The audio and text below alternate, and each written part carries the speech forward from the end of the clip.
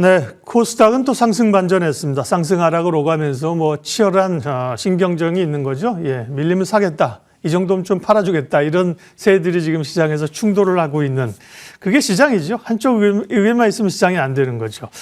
예, 오늘 그런 시장의 흐름들 분석하면서 돈이 모이는 곳, 수급이 모이는 곳, 관심이 모이는 곳, 기회를 찾아보겠습니다. 머닝전략 박창윤 GL리서치 대표 오셨습니다. 어서 오십시오. 네, 안녕하세요. 반도체가 뭐 어마어마한 실적을 발표하지 않았습니까? 오늘은 이제 좀 차익이 나오고 있는 상황인데 삼성전자, 하이닉스 반도체 얘기, 실적 얘기를 한 절반 정도 하고 네. 뒤에 이제 코스닥이랑 또 종목 얘기를 한 절반 정도 하겠습니다. 먼저 SK 하이닉스, 삼성전자 어마한 실적을 발표했는데요. 내용은 사실 다 알고 있는 거고 투자자들이 그죠? 네. 여기서 대표님 굳이 뭐는 얼마 나왔고 이럴 필요 없잖아요, 그죠? 네. 시간 아까운데 그죠? 중요한 의미 있는 포인트 좀 짚어주세요. 시장에서는 사실 뭐 19조다, 20조다 어느 정도 스트레이트 컨센에 부합하는 모습이 나타났기 때문에 그 이상 무엇을 좀 바라보고 있는 것 같습니다. 일단 1분기 실적에 대한 시장은 눈높이, 추정치는 둘 다 거의 엇비슷해요. 이제는 20조를 넘어서 1분기에는 24조, 25조 뭐 이러면서 SK 하이닉스가 24조, 삼성전자 25조를 얘기를 하고 있기 때문에 다시 한번 실적 왕자를 삼성전자가 이번에 4분기에 다시 뺏어왔잖아요. 이런 것들을 수성할 수 있을지 여부, 이런 부분이 우리가 첫 번째 관전 포인트로서 체크해 봐야 될 것 같고요. 두 번째는 이제 주주가치 환원 측면이죠. 즉 주주가치 환원 측면에서 어제 SK 하이닉스가 이런 실적 발표 이후에 큰 걸 내놨습니다. 12.2조 이렇게 내놨기 때문에 삼성전자 입장에서는 이번에 특별배당 1.3조 발표를 했는데 그 외에 추가적인 플러스 알파가 무엇인지에 대해서 어느 정도 시장은 계속해서 궁금해하고 있는 이러한 상황이 되고 있는 거죠. 그리고 이제 시장에서 관심을 모았던 ADR 상장, 즉 미국 내에서 자사주를 바탕으로 SK 하이닉스 ADR 상장 자체가 이번에 자사주 소각 12조 2천억 나오기 때문에 사실 시장은 눈높이에는 미치지 못했지만 그럼에도 불구하고 화끈한 소각 이후에 미국에서 AI 컴퍼니를 새롭게 설립을 한다는 부분 자체는 어느 정도 미국 내에서 밸류에이션 리레이팅 자체를 바라보고 있는 시장의 일정 부분은 좀 답을 우회적으로 돌려준 것 같습니다. 그러한 부분의 시장 반응이 어떻게 나오는지를 체크를 하면서 오늘 삼성전자, SK 하이닉스 지금 9시부터 10시부터 각각 컨퍼런스 콜을 통해서 향후 전망치 이런 것들을 계속해서 발표를 하고 있는데요. 그러한 것들이 현재까지 좀 나와 있는 포인트가 되는 것 같습니다. 일단 제가 좀 눈여겨봤었던 부분은 특히 이러한 부분이에요. 지금 삼성전자가 이제 20조 기록을 했고 그 안에서 이제 삼성전자가 가지고 있는 반도체 사업부 이 부분만 따로 떼어서 우리가 살펴보게 되면 DS 쪽에서는 실질적으로 파운드리 쪽에서 적자 나는 거 빼고 나면 대략 한 16조 4천억 아니면 16조 1천억 정도 그 정도 선에서 왔다 갔다 할 것으로 지금 얘기를 하고 있거든요. 네. 그리고 SK 하이닉스 같은 경우 실질적으로 다 이제 디램 낸드, HBM이니까 19조입니다. 근데 이런 가치 평가 자체가 메모리 쪽에서는 이번에 SK 하이닉스가 손을 딱 들어준 거죠. 근데 마이크론과 비교해 보면 마이크론 같은 경우에는 9.5조 정도 벌었거든요. 근데 9.5조인데 현재 시장에서 평가받는 밸류는 700조가 넘어갑니다. 근데 SK 하이닉스가 메모리 쪽에서 19조를 벌었는데 시장에서 평가받는 거는 600조. 그러면 확실하게 가치 재평가 이런 것들이 다시 한번 좀 나타날 수 있지 않을까 하는 부분 자체를 우리가 다시 한번 좀 생각을 해봐야 될 것 같다 이렇게 생각을 하고 있고요. 네. 특히나 뭐 HBM4 관련해 가지고도 지금 양사가는 SK 하이닉스와 삼성전자 경쟁 나오고 있는데 SK 하이닉스가 올해는 엔비디아 쪽 기존의 HBM3E까지는 70% 이상을 지금 점유율을 차지하고 있는데 원래 시장은 눈높이는 50% 정도였는데 지금 한 3분의 2 정도 이상은 우리가 하겠다라고 얘기를 천명을 했잖아요. 그러니까 이런 왕자를 계속해서 수성할 수 있을지. 그리고 삼성전자도 올해 뭐 특히나 이제 GPU 쪽 뭐 이런 쪽과 같이 들어갈 수 있는 에이직 반도체, TPU 쪽에 계속해서 같이 넣으면서 구글이나 아마존, AMD 이런 쪽으로 늘리면서 점유율 자체를 기존에 작년에 HBM 매출 8조에서 올해 26조 이상으로 끌어올리면서 30%까지 쭉 올린다고 했거든요. 네. 그러면서 양사의 HBM 점유율이 어떤 식으로 또 전개가 될지 이런 것들을 하나하나 좀 체크를 하면서 지켜보는 또 재미가 있을 것 같습니다. 물론 뭐 반도체 얘기만 해도 오늘 시간이 부족하죠. 네. 그러나 이제 시간을 좀 나눠 쓰려고 했던 거고요. 반도체 조금만 더. 그러니까 뭐 SK 하이닉스가 HBM 쪽에서의 주도력이나 시장 개포가 생각보다 굉장히 올해도 강할 것이다. 그죠? 그걸 그렇죠. 우리가 인지했고 삼성전자는 기술력으로 그걸 쫓아가는 거고요. 결국은 이제 반도체 가격이 어떻게 되느냐, 가격의 폭발적인 상승세가 언제 둔화되느냐를 투자자들이 보고 있잖아요, 그죠? 네. 주가가 이제 어떻게 보면 둔화될 수 있는 시점으로 그런 점에서 이제 가격 동향, 가격 전망, 네, 짧게 좀.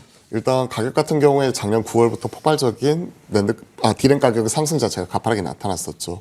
가장 기준이 될 수 있는 DDR5 16기가, 즉 2GB 8개짜리 번들형 제품 같은 경우에는 대략 작년 9월 말까지만 하더라도 7불 정도에 머물러 있었는데 이게 이제 올해 1월달 넘어가면서 32불을 넘었기 때문에 벌써 4배 이상 폭등을 했고, CT에서 리포트를 보면 올해 이런 메모리 가격 전망치를 기존의 88%에서 120%까지 쭉 끌어올려 버렸죠. 즉 이러한 스팟 가격 상승 자체는 계속해서 지속이 되고 있다는 이러한 상황입니다. 이게 이제 현물 가격이 올라가게 되면 이제 고정 가격으로 전이되는 모습이 나오고 있는데, 그러다 보니까 작년 4분기 실적보다 올해 1분기 실적, 1분기 실적보다 2분기 실적이 올라갈 수 있는 이러한 지금 발판이 만들어지는 거죠. 그에 따른 실적 추정치가 SK 하이닉스는 뭐 150조까지 CT에서 얘기를 했고, 삼성전자 같은 경우에도 최근에 봤었던 리포트에서는 한 175조까지 봤는데 이러한 것들도 추가적으로 올라갈 수 있는 여지가 있다고 생각을 합니다. 즉 아직까지 스팟 가격이 꺾이는 모습은 전 못 봤어요.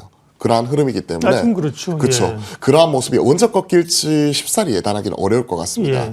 기존에 우리가 디램 낸드를 얘기할 때 당연히 얘기할 수 있는 시클리컬, 그러니까 경기에 민감하게 밀접하게 연관되어 있는 이런 것들은 어느 정도 이제 그 커머디티로 봤다면, 최근에는 이제 구조적 성장이 나타나고 있는 쪽으로 나타나면서 최근에 밸류에이션도 PBR에서 뭐 EV, EBITDA, SOTP 쪽으로 좀 바뀌는 모습이 나오고 있잖아요. 그러한 것들을 생각을 해놓고 본다면 단순히 이제 지금 스팟 가격으로 인해서 지금 삼성전자 같은 레거시 쪽에 캐파를 많이 가지고 있는 이런 쪽이 강하게 올라오고 있는데, 이쪽이 뭐 꺾인다고 해서 당장 이제 완전히 더 죽어버릴 것 같지는 않아요. 왜?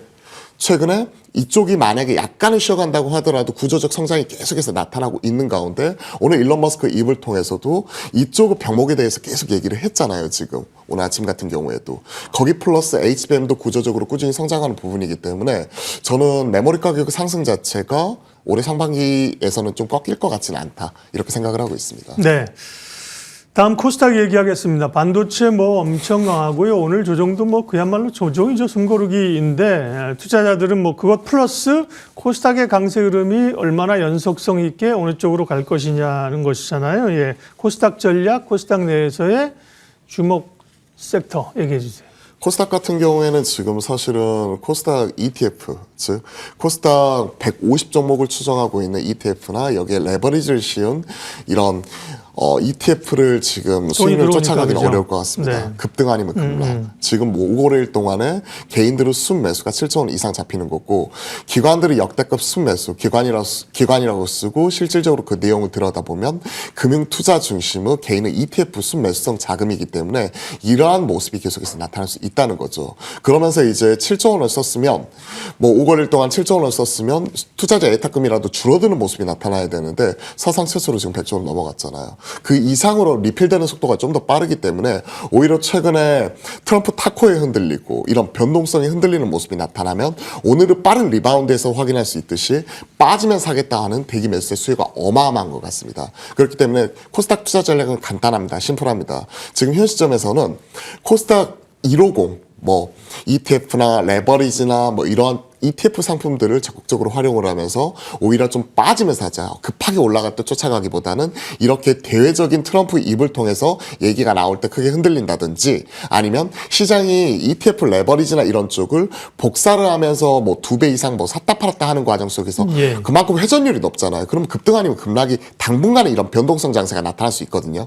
그러면 이런 빠지는 걸 활용을 해가지고 오히려 저희가 적극적으로 좀 매수하는 이런 기회로 삼아보지 않을까, 이런 투자 전략이 훨씬 더 지금은 유리하지 않을까 생각을 하고 있습니다. 이거 오늘 좋은 내용은 많고 시간은 항상 제한되어 있어서 코스닥 쪽에서 관심 섹터와 종목들 자료 주신 건 제가 한번 정리할 테니까요. 섹터하고 관심 종목만 한번 주세요. 바이오 중에선 삼천당제약하고 클래시스를 관심 있게 볼 기업으로, 네, 장만만 좀 바꾸면서 따라주세요. 네, 바이오가 뭐 가장 또 2차 코스닥에서 빼놓을 수 없는 거잖아요. 바이오는 삼천당제약, 클래시스 관심권이라고 얘기해 주셨고요. 네, 다음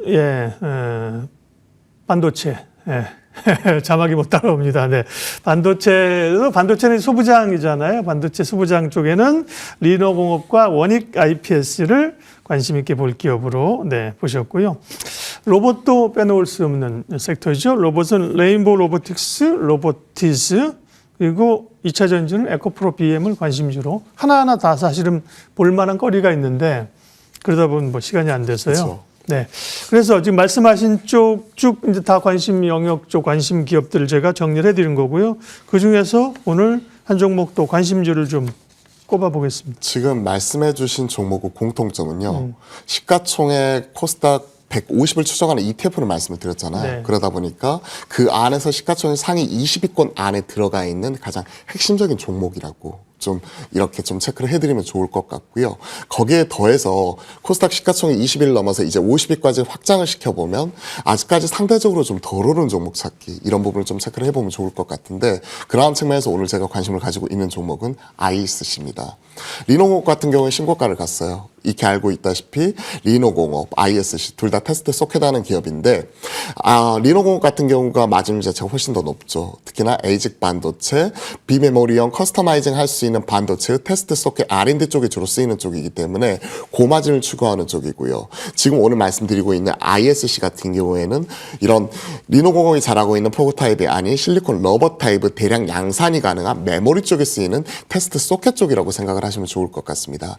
그러한 측면에서 지금 ISC 같은 경우가 올라오는 모습이고 앞에서 이제 코스닥 시가총액 상위 종목들 이렇게 쭉 체크를 보면 1위부터 20위권 안에서 거의 신고가 안 간 종목을 찾아보기 힘들 정도로 대다수가 이렇게 올라가는 모습이 나타나고 있는데 그 안에서 ISC가 대략 시가총액 자체가 대략 한 30위권에서 왔다 갔다 하는 모습이 나오고 있는데 아직까지는 지금 반도체 주요 종목 안에서 신고가 이런 부분 트라이 자체가 좀 나타나고 있는 이러한 상황이라서 저는 따라갈 수 있는 종목으로서 좀 ISC 이런 부분이 낫지 않을까. 지금 뭐 업황이 좋고 실적이 좋고 밸류에이션이 좋고 이런 얘기 하는 것보다는요.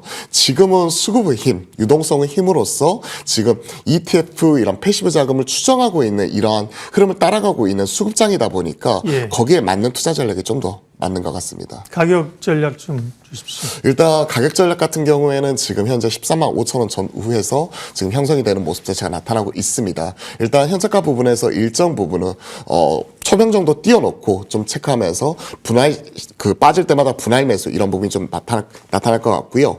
목표가는 17만 원 그리고 손절가 자체는 대략 한 10만 원 정도로 좀 버퍼 자체를 열어두면서 접근한 전략으로서 같이 말씀드려보도록 하겠습니다. 네, 오늘 머닝 전략 반도체 이야기했고 코스닥 얘기했고 관심 종목 ISC까지 언급을 했습니다. GL리서치 박창윤 대표와 함께했습니다. 고맙습니다. 네, 뭐 삼성전자 하이닉스가 오늘 뭐 시장의 관심이죠. 그리고 실적 발표와 함께 주요 내용들을 설명하는 컨퍼런스 콜을 하고 있고요. 네, 삼성전자는 뭐 계속 뉴스가 나오네요. 2나노 1세대 신제품 테일러에서 양산한다. 테일러 쪽이면 저기 파운드리 쪽인가 봐요. 네. 그리고 반도체 관련해서 내일 금요일 날 저희가 이제 딥사이트 시간에 마침 중요한 얘기 삼성전자와 SK하이닉스의 정말 대전이 벌어지고 있는 거 아닙니까? HBM4와 D램을 둘러싼 특별히 HBM4를 누가 양산했다. 우린 벌써 하고 있다. 이런 얘기를 많이 하고 있잖아요. 네. 내일 삼성전자에서 반도체 연구원을 하셨던 박준영 전 연구원과 함께 내일 반도체 얘기 깊게 좀 하도록 하겠습니다. 시장공감대는 오늘 여기까지 합니다. 오늘도 좋은 결정하십시오. 고맙습니다.